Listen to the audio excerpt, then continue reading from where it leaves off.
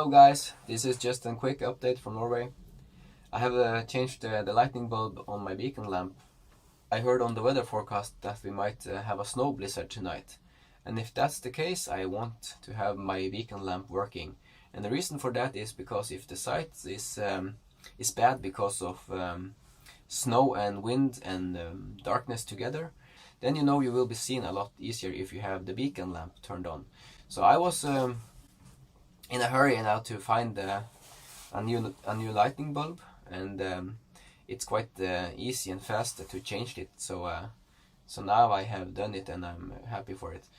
Anyway, I might try to make a video from the blizzard if I'm able to. So if you like this type of video, you can follow me and subscribe to my channel. And I'll see you soon. So have a nice day, everybody, and take care.